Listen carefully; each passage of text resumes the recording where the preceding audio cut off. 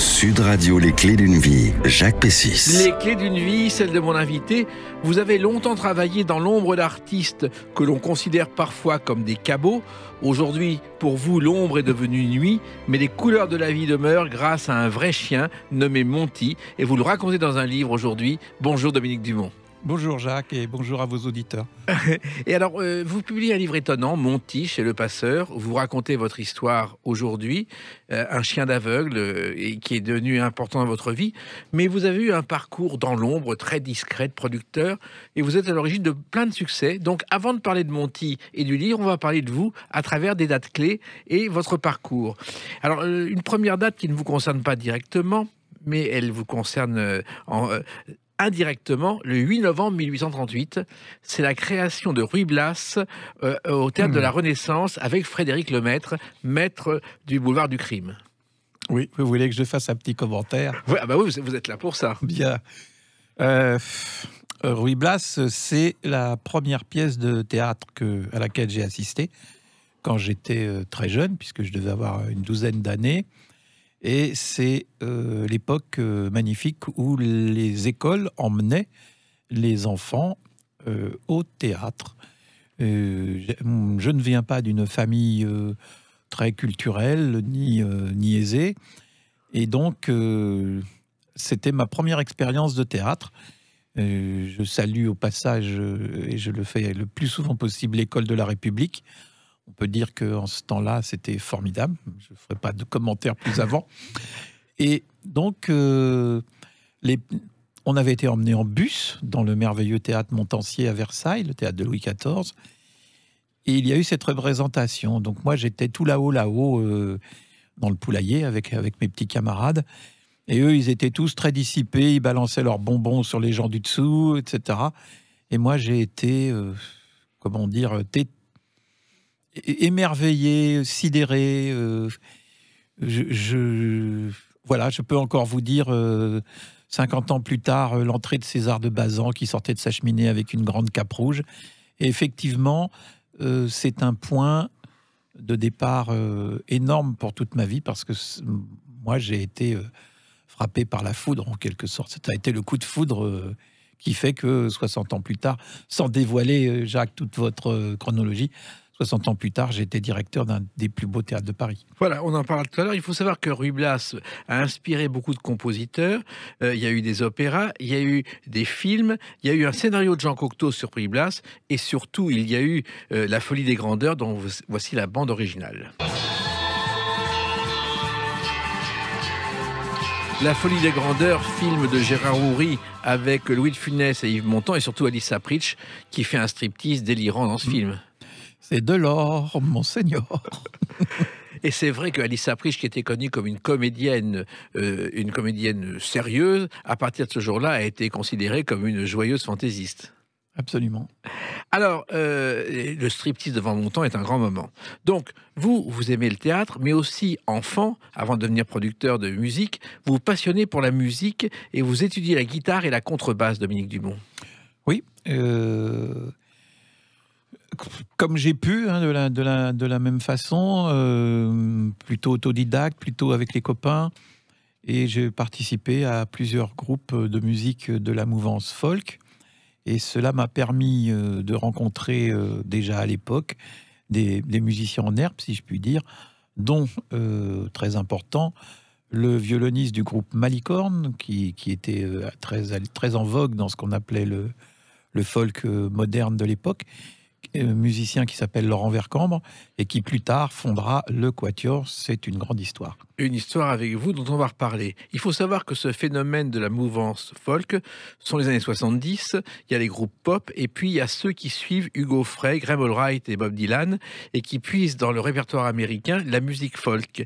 Et dans les maisons de la culture, on accueille des artistes folk. Il y en a un totalement oublié aujourd'hui, mais qui a été une gloire du genre, c'est Serge Kerval. La Loire est morte ce matin entre Saint-Nazaire et Mendin. C'est un marin du bout du monde qu'il a poussé dans l'océan sans savoir pourquoi ni comment. La chanson s'appelle La Loire. Serge Kerval a travaillé dans les cabarets rive gauche et surtout à l'étranger, aux États-Unis, sur les campus américains. Il a été une star représentante de la France. Et on l'a totalement oublié. Aujourd'hui, vous le connaissez, vous, Dominique Dumont ? Eh bien, j'avoue que pas tellement, non. Voilà. Moi, je me souviens surtout de Alan Stivell. Oui. Et de toute la mouvance celtique et bretonne. Enfin, je pense qu'il vaut mieux dire celtique. Qui était très vivante, hein, très vivante. Ah ben le concert d'Alan Stivell, notamment Bobino, se terminait, il descendait dans la salle et tout le monde dansait avec lui. Tout le monde dansait, c'était formidable. Alors ensuite, les études classiques, Dominique Dumont, bac et puis une maîtrise de droit public. C'est ça. Pour faire un métier sérieux, théoriquement. C'est ça, très sérieux. Et finalement, mélanger les arts de la scène que vous allez pratiquer et le juridique, c'était pas si courant à l'époque. Non, et j'avoue que je n'y ai pas pensé. C'est ce que je trouve de beau dans la vie, c'est que des fois, la vie vous offre les opportunités. Et au fond, ce sont plutôt mes copains musiciens que je fréquentais qui venaient me voir en me disant « Dis donc, toi qui as fait des études, tu veux pas regarder mon contrat ?» Alors je dis « Bah ouais, bien sûr, je regarde ton contrat. » Et évidemment, très vite, je me suis rendu compte que dans ce mouvement artistique et musical de l'époque, vous avez cité les années 70, c'est tout à fait exact, il n'y avait aucun professionnalisme en quelque sorte. C'était comme une génération spontanée. Et voilà, c'est la vocation, ma vocation est née comme cela. Voilà. Les impresarios, les agents, on a l'image des films américains avec le monsieur avec le chapeau et le cigare et les pieds sur la table. Et puis il y avait les Marouani, qui étaient une famille. On disait d'ailleurs que quand on n'arrive pas à dormir, on compte pas les boutons, on compte les Marouani. Absolument. Mais c'était autre chose. Les artistes se débrouillaient tout seuls à l'époque, Dominique Dumont. C'est ça. Et il y avait aussi, c'était quand même un métier très mal vu, il y avait aussi une blague qui disait « l'agent ne fait pas le bonheur ». Oui, et Thierry Leluron, en parlant de Paul Lederman, son impresario, disait « je le vous vois parce qu'il me prend tellement d'argent que j'ai l'impression qu'ils sont plusieurs ». Alors, il y a aussi l'époque des galas avec des contrats un peu surréalistes, des fêtes de la bière où on vient, on est payé avec des valises de billets de banque. C'était extraordinaire à l'époque. Oui, je vais devoir de réserve sur ce qui concerne ce sujet, mais effectivement, ça existait. Bien sûr. Et ça se passait comment? On était payé aussi en liquide au sens le plus vrai du terme. Oui. Je me souviens d'un grand gala en Bourgogne, je crois que c'était à Gevrey-Chambertin. On est tous repartis avec des caisses de vin. Voilà. Mais pas du mauvais vin, comme vous entendez. Alors, c'était une autre époque, cher Jacques, qui avait ses avantages, parce qu'il y avait quand même une joie de vivre, une insouciance.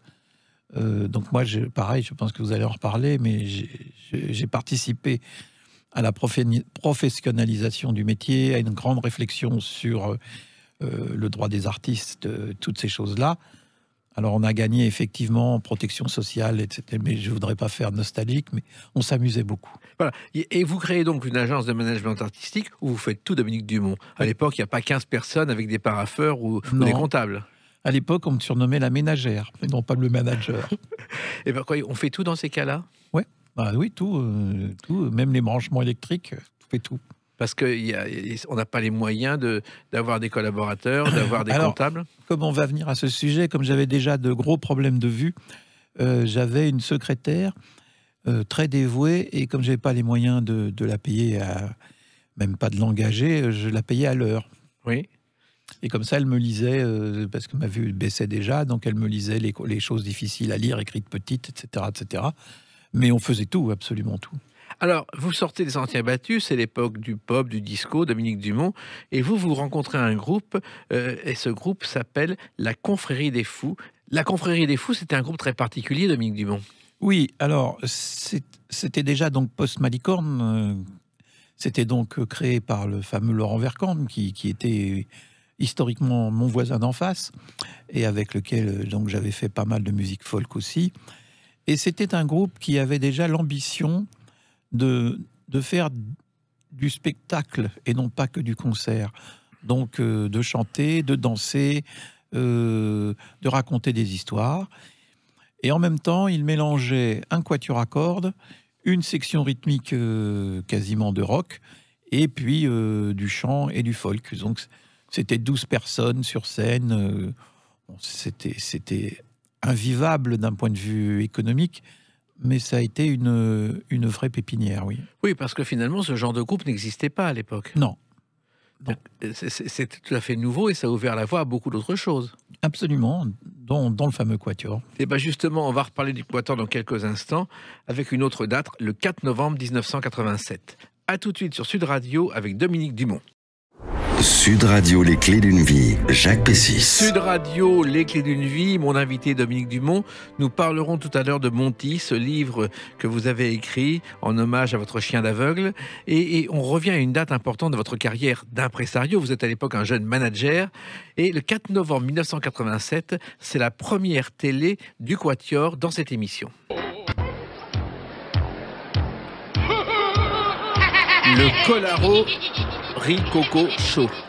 C'était quelque chose à l'époque. Là, je vous félicite, hein, ça c'est une archive historique. Oui, car il passe à 19h40, donc une heure de grande écoute. Ça n'a pas été d'ailleurs facile d'imposer le Quatuor dans une émission de télévision, Dominique Dumont. Très difficile, et par la suite également, parce que ce Quatuor, l'idée c'était évidemment que c'était un Quatuor classique au départ, donc ils arrivaient en queue de pie, avec violoncelle, alto et 2 violons. Et évidemment, rien qu'à cette vue, certains téléspectateurs zappaient en se disant on va s'ennuyer à mourir. Alors qu'effectivement, il fallait avoir juste la patience d'attendre quelques secondes et on se rendait bien compte que ça allait déraper très vite et que c'était un spectacle d'humour. Voilà. Et les violons dingues, justement, on les écoute.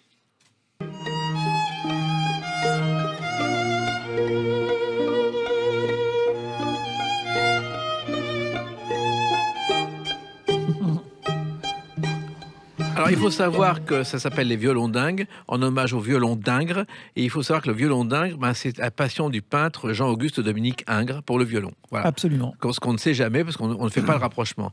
Alors, ce Quatuor, il est né comment, Dominique Dumont ? Bien, vous avez fait allusion tout à l'heure à la Confrérie des Fous. Donc, dans cette Confrérie des Fous, il y avait un Quatuor à cordes, comme je vous l'ai dit. La complexité venait du fait qu'un Quatuor à cordes, c'est très délicat à accorder, c'est très délicat à répéter.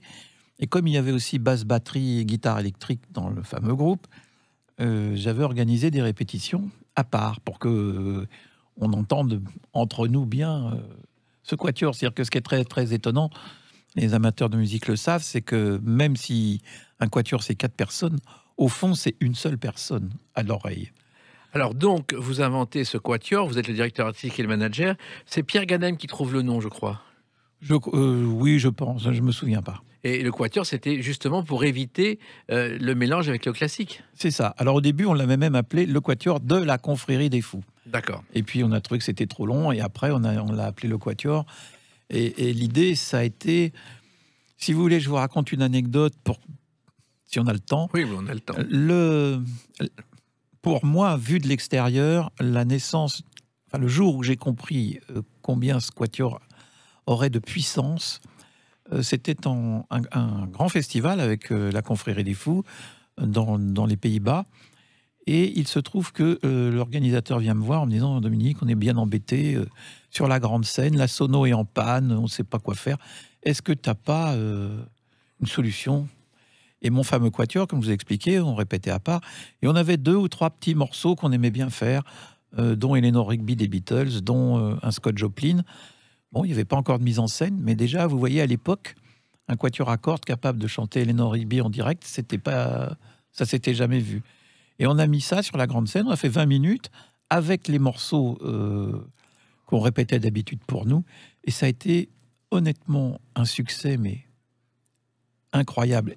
Et là, personnellement, j'ai compris toute la force qu'il y avait dans ce décalage entre 4 musiciens en apparence classique et un répertoire très ouvert, et plus tard, une mise en scène. Alors, il se trouve que vous avez débuté très discrètement pour vous rôder dans un petit cabaret qui s'appelait La Vieille Grille. Ouais. Et c'était pour vraiment peaufiner ce Quatuor, Dominique. Chez cet extraordinaire monsieur qui s'appelait Maurice Alezra, grand découvreur de talent. À l'époque, un mois avant nous, il y avait eu un certain Higelin dans ce cabaret, par exemple. Et puis vous faites le Festival d'Avignon, et là, ça fonctionne. Incroyable. Alors, soyons modestes, je crois que c'est 82. Oui. Soyons modestes, à l'époque, il n'y avait que 330 spectacles par jour à Avignon. Et on a eu... oui, on amenait une fraîcheur, une véritable fraîcheur. On a eu un vrai succès. Et les tournées ont commencé depuis Avignon. Et ce succès-là ne s'est jamais démenti. Alors, en plus, non seulement il y avait les instruments classiques, mais il y avait des objets incongrus avec lesquels les musiciens jouaient. Absolument. Absolument. Il y avait des cintres de bois, des peignes. Ça aussi, c'était nouveau. Oui, alors c'est nouveau et en même temps, ça va piocher dans la grande tradition du clown. C'est-à-dire, si vous reprenez Buster Keaton, si vous reprenez des gens comme ça, il y a quand même des... Enfin, nous, c'était nos inspirateurs. Hein. Et le public est très, très surpris parce que ça partait dans le délire complet, Oui, Dominique Dumont. je pense, je vais pas essayer de...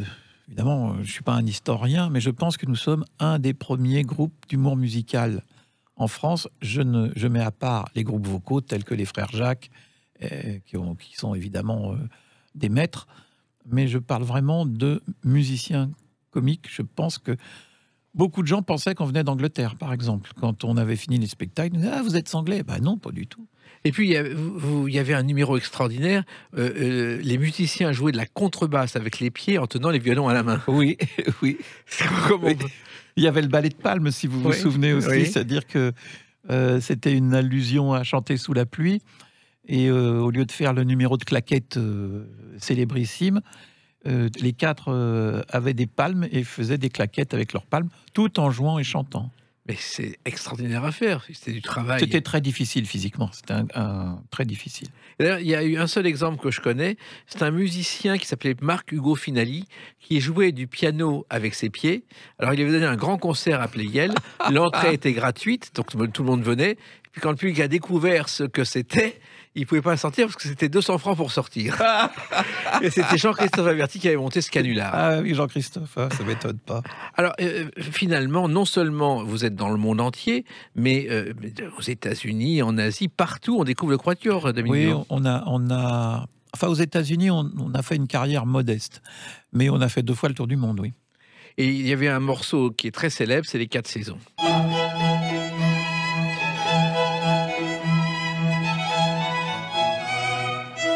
Ça, c'est les 4 saisons classiques de Vivaldi. D'ailleurs, on ne sait même pas en quelle année il les a composées, puisqu'elles étaient... on pense que c'est 1716, mais comme il le jouait déjà pour le roi Louis XV de Vivaldi, on ne connaît pas la date exacte de la création de ce qui reste un grand succès. C'est ça, c'est ça. Et les 4 saisons étaient transformées par le quatuor.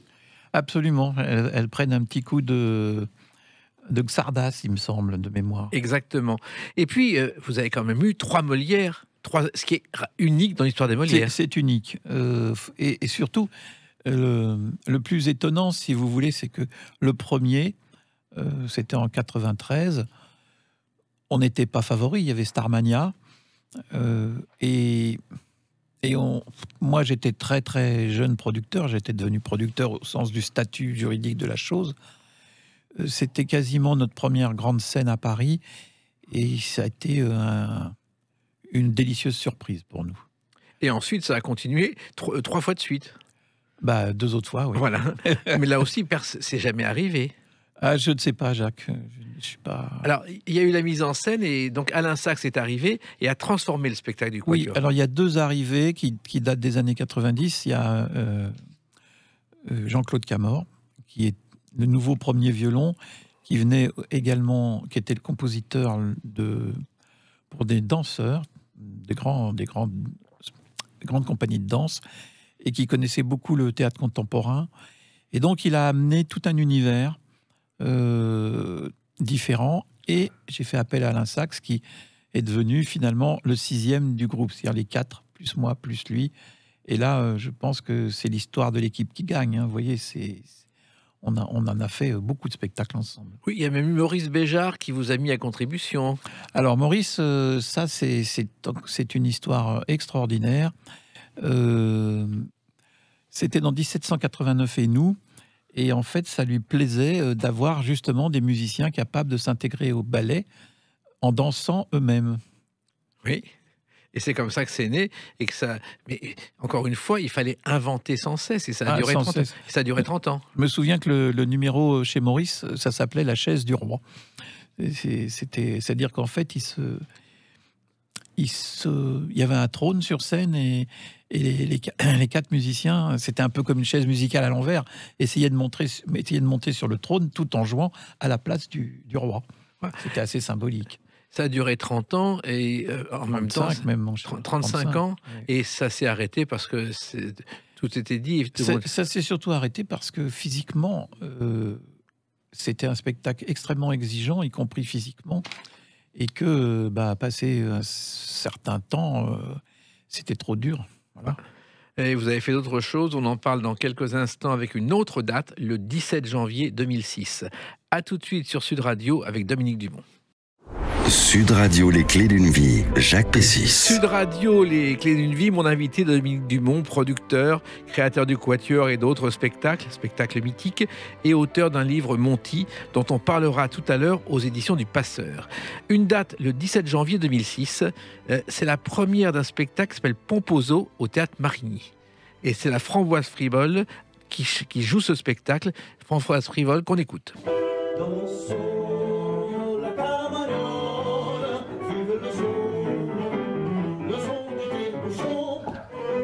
La Framboise Frivole, c'est un groupe aussi totalement délirant, Dominique Dumont. Ah, alors ça...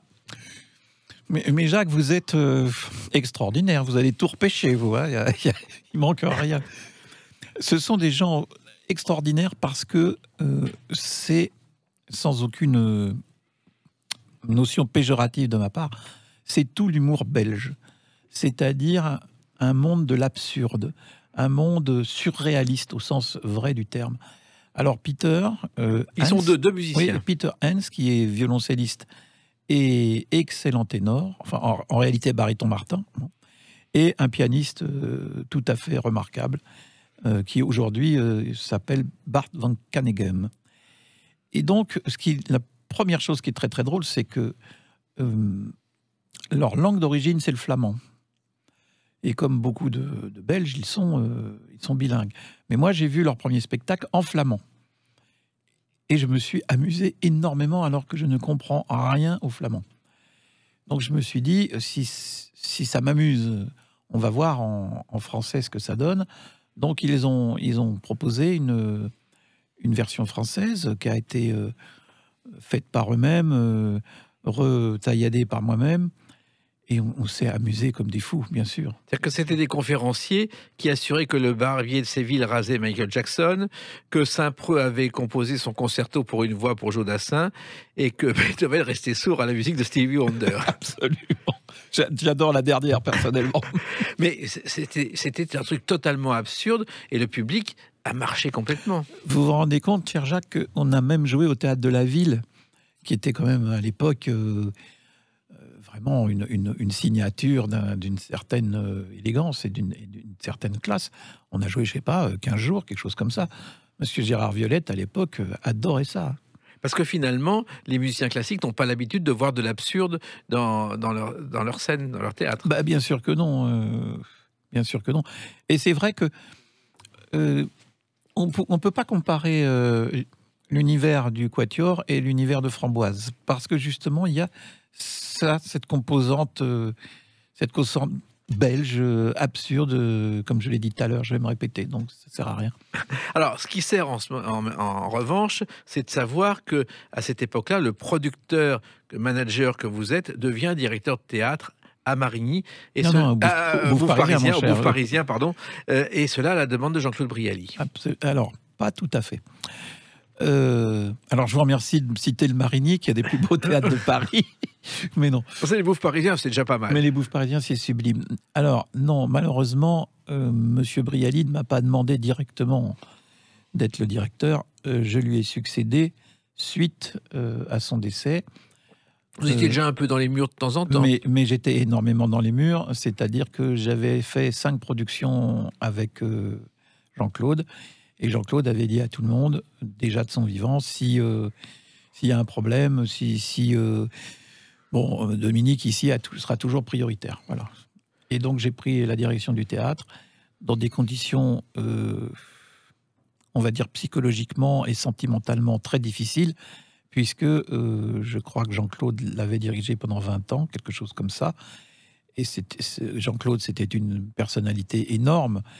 Et succéder à Jean-Claude, c'était quand même, pour moi, bien sûr, une grande fierté, mais un challenge immense. Oui, d'autant plus que Brialy, il investit, tout était investi dedans. Et quand il perdait de l'argent, il rattrapait tout. Enfin, c'était une aventure. C'est presque une danseuse. C'était une danseuse. C'est un petit peu comme Belmondo. C'était ces deux directeurs de théâtre là. Quand ils perdaient de l'argent, ils se remettaient sur scène eux-mêmes. Ils se payaient pas et la recette renflouait la maison. Et il faut savoir que les Bouffes Parisiens, c'est un théâtre créé par Jacques Offenbach. Absolument. Et que les héritiers d'Offenbach, moi j'ai rencontré un certain Jacques Comte Offenbach, qui est un des propriétaires des Murs, qui ressemble d'ailleurs à Jacques Offenbach. Alors c'est extraordinaire. Alors Jacques, le Comte Offenbach est toujours en vie. Je l'adore. Il doit avoir passé les 90 ans. Je lui ai fait pour ses 85 ans, on a fait son anniversaire sur scène dans le théâtre et on avait invité plusieurs cantatrices qui ont chanté des grands airs d'Offenbach. Alors j'ai jamais compris si c'était arrière. J'ai toujours eu un problème dans la remontée mais c'est un petit-fils. C'est extraordinaire quand je paye mon loyer, quand je payais, pardon. Vous voyez le lapsus, quand on est directeur de théâtre, on est à vie, vous savez. Donc quand je faisais le chèque, je faisais un chèque à Monsieur Offenbach. C'est fabuleux. D'ailleurs, il y a un buste d'Offenbach dans le théâtre. Absolument, oui. Et c'est Brialy qui l'a voulu. Absolument. Je crois que c'est lui qui l'a chiné quelque part. Alors, il se trouve aussi qu'à l'époque de Brialy, ce théâtre, il y avait des anniversaires célèbres, parce que Brialy connaissait tout le monde. Tout Paris. Et donc, il avait organisé, je crois, l'anniversaire surprise de Daniel Darieux. Absolument. Sublime. Il y avait tout Paris. Oui. Je me souviens que Éric Emmanuel Schmitt avait écrit un texte qui était uniquement sur le regard et le battement de cils de Daniel Darieux. C'était un texte sublime. Et d'ailleurs, un jour, Lynn Renaud téléphone à Daniel Darieux, c'est vrai, elle dit « T'as quel âge ?»« J'ai 98 ans. »« Oh, ma pauvre, qu'est-ce que t'es vieille !» Alors que Lynn avait pas loin de 90 ans. Oui. Alors, il se trouve aussi qu'il y a eu une soirée mémorable, c'est les 80 ans de Jean Marais. Je ne sais pas si vous y étiez, Dominique Non, Dumont. j'y étais pas, celle-là. C'était une soirée formidable parce que Jean Marais avait été reçu par Brialy et de tout Paris venait fêter Jean Marais avec un numéro sur scène, sauf Charles Trenet qui était attendu et qui n'est jamais venu et qui a le même âge que Jean Marais. Et le lendemain, Jean Marais a dit à propos de Charles Trenet, c'est normal, à cet âge-là, on se couche tôt. Alors, ça veut dire aussi que c'était une gestion encore artisanale du théâtre pour vous, Dominique Totalement. Dumont. Il fallait trouver les pièces, il fallait trouver les spectacles. Comment on faisait ? On fait exactement comme vous l'évoquez, c'est-à-dire que déjà pour acheter le théâtre, entre guillemets, enfin acheter une partie, j'ai hypothéqué ma maison déjà. Oui. Voyez, parce que quand on parle d'artisan et de passion, c'est ça qu'il faut mettre en avant. Ensuite, chercher les pièces, c'est pas tellement difficile parce qu'en tant que directeur, on en reçoit 2 par semaine. Donc c'est plutôt comment, au milieu de cette abondance de manuscrits, comment trouver la perle rare. Donc j'ai beaucoup lu, enfin je me faisais lire. J'avoue que il se peut qu'il m'en ait échappé. Il y en a que j'aimais beaucoup, que je n'ai jamais pu monter, parce qu'une fois que vous avez la pièce, il faut les acteurs. Et vous avez certaines pièces que l'on dit chorales, c'est-à-dire où il n'y a pas vraiment de premier rôle. Et ça, c'est très très difficile à caster dans un théâtre de la taille des Bouffes. Parce que c'est un peu le serpent qui se mord la queue. C'est-à-dire que pour faire venir 600 personnes par jour dans un théâtre de 600 places, il faut 1 ou 2 têtes d'affiche, comme on va dire. Mais les têtes d'affiche, elles veulent être en vedette. Elles veulent un très beau rôle. Ce qui fait que certaines pièces chorales, donc où il n'y a que des rôles, on va dire, égaux et où personne n'est vraiment en valeur, ne peuvent pas être montées tout de suite. Vous voyez, je donnerais comme contre-exemple Michalik quand il a monté... Edmond. même avant Edmond, Ouais. oui, tu vois. Et là, il y a aucune tête d'affiche, tout ça. Mais Michalik, il a fait son nom avec le porteur d'histoire, avec Edmond, justement. et puis Edmond, et puis l'autre, ça s'appelle celui qui se passe en prison. Je me souviens plus. Alors, il se trouve aussi qu'il y a la tête d'affiche. Quelquefois, le comédien, il faut le gérer. Il faut gérer ses humeurs. Ah, mon cher. Bon, moi, j'adore ça. Je sais le faire. Il faut... Si on reprend les dates, il faut bien comprendre que quand je suis arrivé à ce poste, j'avais plus de 50 ans.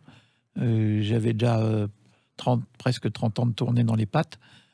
Donc, la gestion des artistes, je la connais et elle ne me met pas en colère parce que cette gestion vient du stress. Elle vient du fait que chaque soir, l'artiste doit donner le maximum, que chaque soir, il ne doit pas se tromper dans son texte, que même si l'après-midi, il a eu mal au ventre toute la journée, même s'il a été à un enterrement, même si son gosse est malade, tout ça, il doit tout oublier.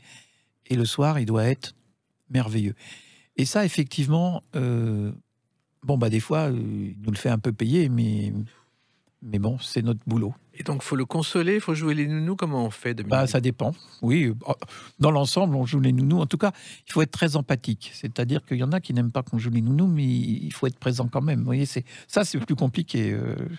Et vous avez échappé belle, puisque Francis Huster a joué dans ce théâtre, et à une époque, à ses débuts, il dormait dans la loge du théâtre. Ah bah, il avait le pyjama sous le costume. Oui. Alors, mon Francis, je vais l'appeler mon Francis parce que je l'adore. Donc, à cette époque, quand on l'a eu chez nous, il ne dormait plus dans le théâtre. Il arrivait quand même à 9h30 le matin. Et donc, j'avais été obligé de prévenir le service de ménage qu'un acteur allait arriver à 9h30 du mat et qu'il fallait lui ouvrir le théâtre, les loges, etc.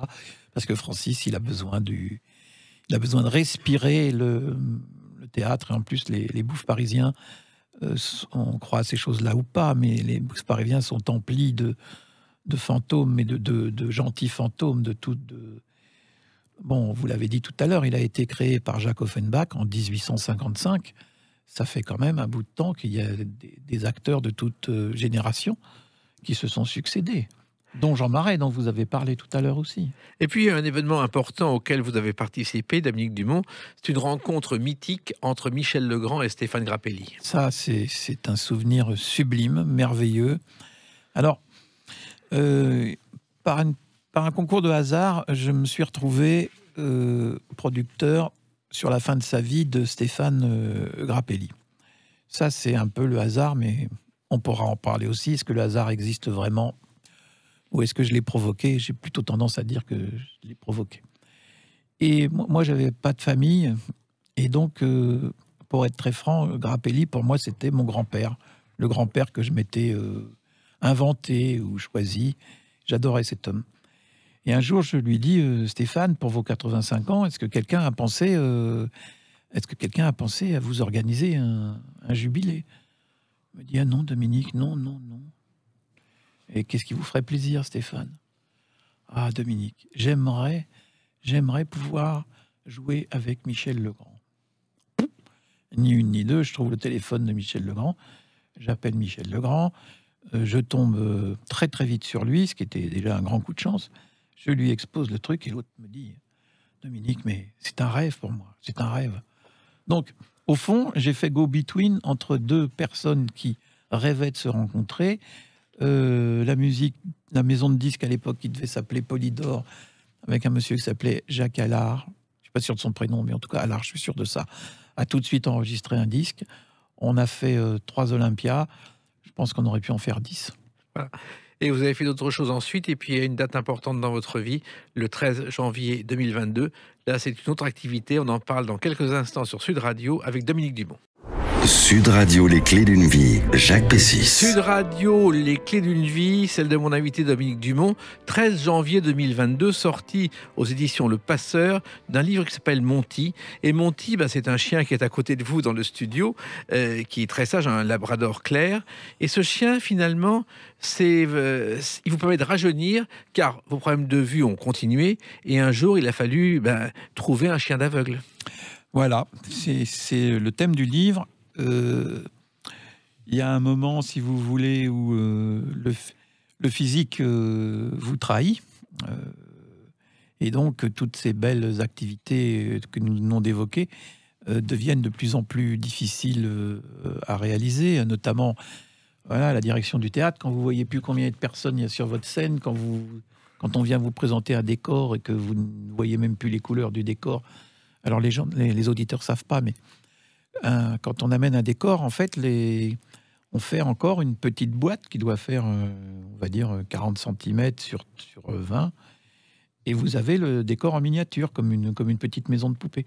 Bon, moi, je voyais même plus les décors. Donc, un petit peu compliqué à gérer. Et quand la nuit, vous sortez de votre théâtre et que vous savez pas où vous êtes, et que le premier phare de voiture vous éblouit comme un lapin sur la route nationale, ça devient difficile. Donc, j'ai pris effectivement le choix.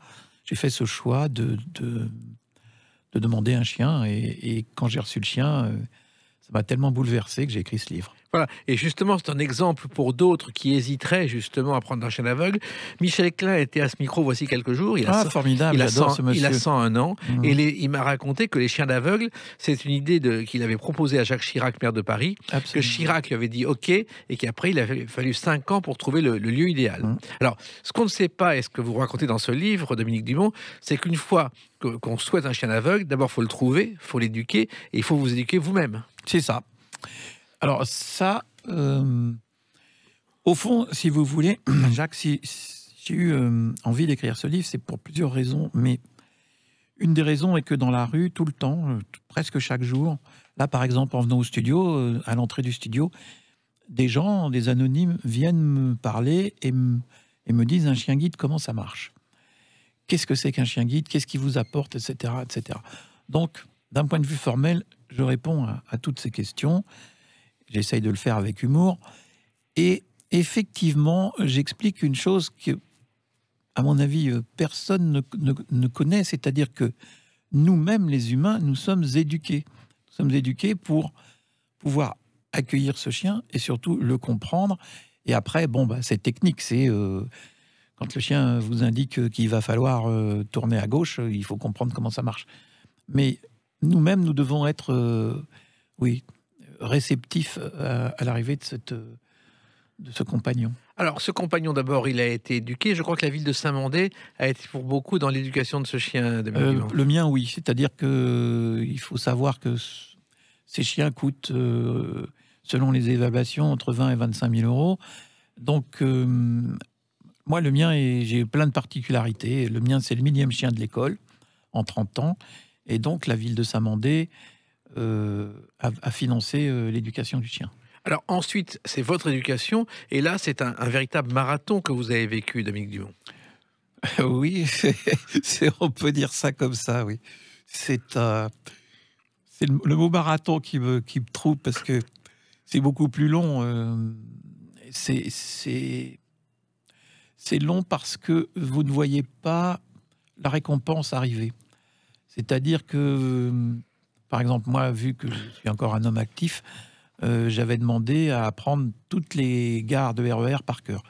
Donc, vous pouvez me mettre dans une gare de RER, je sais absolument où sont toutes les sorties, toutes les correspondances. Et bon, pour les auditeurs qui sont en province, je peux vous dire que c'est pas de la tarte. Bon, donc vous apprenez une gare. Pour apprendre une gare, il faut une séance d'1 heure. 3 fois de suite, c'est-à-dire, voilà. Et puis vous apprenez la première gare, puis la deuxième, puis la troisième, etc., etc. Au bout d'1 an, vous avez un bagage cartographique dans votre cerveau énorme, mais vous n'avez toujours pas de chien, vous êtes toujours en train de vous dire, ça va pas beaucoup mieux.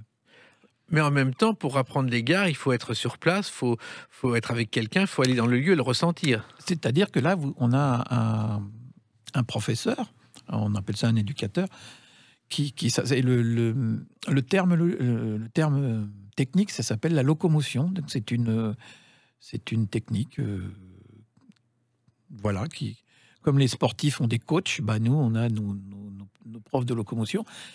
Et par exemple, assez récemment, l'intérieur de Châtelet-Les Halles, pour raison de travaux, a été complètement transformé. Le chien et moi, on n'y arrivait plus, donc j'ai appelé l'école et j'ai refait 2 heures de formation dans ce lieu que normalement je connaissais bien, mais qui avait été transformé. Alors la formation, c'est une fois par semaine, des journées entières, et vous êtes épuisé à la fin de la journée, Dominique Dumont. Alors, c'est pas une journée entière, ça serait trop difficile, mais oui, on est épuisé, oui, ça oui. Parce qu'on doit tout apprendre, on doit réapprendre à voir. C'est ça, il faut... Non, c'est crevant. Alors, il y a aussi le langage du chien, c'est-à-dire qu'il y a des phrases qu'on lui a appris et que vous devez lui apprendre. C'est ça. Alors ça, c'est un peu plus tard. C'est-à-dire que quand vous êtes jugé digne ou capable, hein, peu importe, de recevoir un chien, et quand le chien, quand il va y avoir un chien de libre pour vous, alors j'insiste sur le fait que l'école sélectionne le chien en fonction de tout ce qu'ils ont appris sur vous au cours de toutes ces locomotions, c'est-à-dire votre vitesse de marche, est-ce que vous êtes un homme ou une femme, pardon, il y a beaucoup de femmes aussi, très actif ou pas actif, est-ce que vous avez une vie ronron, genre métro, boulot, dodo, ou est-ce que vous êtes un fou furieux qui voyage tout le temps? Et en fonction de ça, déjà, l'école va vous proposer un chien dont le caractère va correspondre à ce style de vie. Et après, vous êtes en internat à l'école. Et là, effectivement, vous apprenez tous les ordres qui sont des ordres types que le chien a appris, lui, pendant 1 an et demi de son côté, et qui sont genre devant, à gauche, escalier, escalator, ascenseur, etc., etc. Et après, le chien va vous guider dans tous ces lieux. Absolument. Parce qu'il a l'instinct. Par exemple, aller prendre le métro ou prendre un bus, comment il fait, le chien? Alors là, le métro, c'est ce que je trouve de plus fou, parce que le métro, même si je suis dans un endroit que je connais pas, bon, je sais que par exemple, j'arrive sur une place, je sais qu'il y a le métro sur cette place, je dis au chien, cherche le métro. Et le chien, ça c'est complètement fou, il va trouver l'entrée du métro, il va s'asseoir, il va poser son nez sur la rampe d'escalier. Ça, c'est fou furieux. Et après, il descend et puis on cherche tous les deux, puis voilà. C'est vraiment une éducation très très précise. Ça, le coup du métro, le bus, c'est pareil. On dit au chien, cherche le bus et il va aller s'asseoir à l'arrêt de bus qu'il va voir. Et pour les déjections canines que nous apprenons à ramasser, vous dites à votre chien, cherche la poubelle. Et il va chercher une poubelle, il va la trouver. Et donc ensuite, vous n'avez plus qu'à ramasser la déjection canine et la mettre dans la poubelle. Oui, enfin c'est dans l'autre sens. On la ramasse d'abord et puis on cherche la poubelle ensuite. Alors, la première rencontre avec ce chien, comment ça s'est passé, Dominique Dumont? Moi j'avais un trac fou. Il faut quand même dire les choses comme elles sont. Et lui, il savait pas trop non plus ce qui lui arrivait. Donc, on était dans une pièce à l'école, on m'a donné un jouet, on m'a donné des croquettes. Bon, je l'ai fait jouer, il était content de jouer. Et puis après, on a fait une promenade, entre guillemets, dans la rue, avec pour la première fois pour moi un harnais, c'est-à-dire c'est le moyen, si vous voulez, par lequel le chien transmet ses indications corporelles. Mais moi, j'en avais jamais fait, donc je savais pas comment ça marchait. Harnais laisse et une éducatrice à mon épaule et la directrice quasiment derrière nous. Et là, déjà, les éducateurs dans ce métier vérifient que techniquement, le chien va pour vous. C'est surtout un problème de vitesse de marche. Et puis, pourquoi il s'appelle Monty, d'ailleurs? C'est Montgomery Clift? Oui, alors, il y a 2 explications possibles. C'est soit l'acteur Montgomery Clift, qui était surnommé comme ça par toutes ces belles actrices américaines, soit le général, qui est Montgomery, le même. En fait, Monty en anglais est le diminutif de Montgomery. Les auditeurs choisiront s'ils préfèrent un général ou un acteur. Eh bien, moi, j'ai une 3e hypothèse, c'est cette chanson. Oui. Qui c'est les plus forts, évidemment, c'est les verts. On a un bon public Alors, c'est Monty qui a chanté cette chanson, qui a été l'hymne de Saint-Étienne. Pour votre culture personnelle, Je connais. Oui, cette chanson a été écrite en 5 minutes dans un embouteillage. Il écoutait une musique qu'il avait composée, Hello, chantée par Fanny. Et il dit tiens, mettons des paroles dessus. Il était fan de football et il n'imaginait C'est pas que génial. ça deviendrait un hymne. Et il y a un autre Monty célèbre qui n'a écrit qu'une seule grande œuvre. C'est l'auteur de la fameuse Xardas dont on parlait tout à l'heure, qui devait être chef d'orchestre de... Je crois que c'était à Monaco. On disait peut-être Monte-Carlo à l'époque. Et voilà, mais c'est des Monty avec des I, alors que moi, c'est Monty Y. Comme le chanteur. Alors, il se trouve aussi qu'il y a un autre problème, c'est les grands magasins. Car les supermarchés... Il y a eu une anecdote il n'y a pas longtemps où un vigile a interdit à un chien aveugle et son maître de rentrer dans le magasin. Oui, alors je connais très bien, figurez-vous, et le chien et le maître auquel cette chose-là épouvantable est arrivée. Alors, il y a plusieurs explications. La première, c'est que les vigiles ne sont pas formés et que, évidemment, dans tous les magasins, il est interdit d'entrer avec un chien. Bon, ça, ok. Mais, donc, nous, quand on arrive, tout de suite, c'est très agressif. Vous n'avez pas le droit de rentrer, Alain. Bon, donc on s'explique gentiment. Moi, je me souviens d'une fois, il n'y a pas tellement longtemps, où j'avais été extrêmement choqué, parce que le ton monte quand même, si vous voulez, parce que c'est pas de la faute de ce pauvre vigile qui sait pas la chose, c'est la façon dont il parle, et puis c'est aussi que nous, ça nous arrive tout le temps, donc il y a un moment, ça nous exaspère. Et je me souviens, moi je fais venir le directeur du supermarché, et là le type, bah, évidemment, lui, le directeur, il est bien au courant, donc il dit à son vigile, mais non, il a le droit de rentrer, et bien sûr, c'est un chien guide. Et là, un peu en colère, je dis, vous pourriez quand même vous excuser, monsieur, c'est moindre des choses. Et le type me répond, je ne savais pas que vous aviez un privilège. Bon, ça en dit long, parce que si vous voulez, si avoir un chien guide d'aveugle, c'est un privilège, c'est-à-dire si de ne pas voir clair, c'est un privilège, ça fait mal quand on entend ça. Ça, c'est la vie quotidienne. Et le deuxième problème, par exemple, pour Arthur, auquel vous faites allusion, c'est qu'Arthur est un très beau garçon, qui est très jeune, qui doit avoir 25 ans. Il a un très joli berger allemand. Moi, quand on me voit dans la rue avec mon chien guide, beaucoup de gens viennent me voir en me disant « Vous éduquez le chien, monsieur ?» C'est-à-dire que nos rapports avec nos chiens, quand ça va bien, sont tellement extraordinaires qu'on ne voit même plus qu'on est malvoyant. Les gens pensent qu'on est les éducateurs. Donc la deuxième raison, c'est que les vigiles se disent « Mais ce mec-là, il va très bien. » Oui, je vais très bien, parce qu'avec mon chien, je vais très très bien. Et puis, Monty va très très bien chez d'autres commerçants, parce que tout le monde lui donne quelque chose à manger. Oui, alors ça, faut pas le dire à la radio, parce que c'est interdit. C'est interdit, mais il résiste pas, les commerçants non plus. Non, alors c'est terrible, surtout chez le caviste, hein, parce que on a un caviste qui adore les chiens, qui en a perdu 2, et du coup, quand il voit Monty, et sa femme et tout ça, le chien est couvert de caresses, de baisers et de biscrocs. Et alors évidemment, dès que le chien passe devant cette boutique, même si j'ai pas envie d'y aller, bah, il y rentre comme un fou furieux. Et voilà, et je pense que tous les gens du quartier se disent, ce pauvre Dominique, il est devenu alcoolique à un point infernal. Vous dites dans ce livre, Dominique Dumont, que ce chien vous a permis de rajeunir de 10 ans. C'est vrai, parce que quand la maladie vous assaille, il y a un moment, en plus que c'est une maladie incurable, votre morale ne fait que descendre. Et là, tout d'un coup, j'ai pas utilisé ce mot, je l'ai trouvé après la rédaction du livre. Ce chien, c'est un remont de pente, c'est un véritable remont de pente. C'est-à-dire que vous retrouvez une autonomie et une joie de vivre, parce que c'est un chien. Donc, il n'y a pas que l'aspect technique, il y a tout l'aspect ludique. C'est une présence, il est toujours de bonne humeur. Enfin, donc, moi aussi. Voilà. Et c'est pour ça que vous avez écrit ce livre que je recommande à celles et ceux qui nous écoutent. Ça s'appelle Monty, c'est aux éditions Le Passeur, et c'est un vrai témoignage qui pourra en plus servir d'exemple pour beaucoup qui connaissent vos problèmes. Merci Dominique Dumont pour ce parcours et continuez à être heureux avec Monty. Je vous remercie beaucoup, Jacques, de m'avoir invité. Les Clés d'une vie, c'est terminé pour aujourd'hui. On se retrouve bientôt. Restez fidèles à l'écoute de Sud Radio.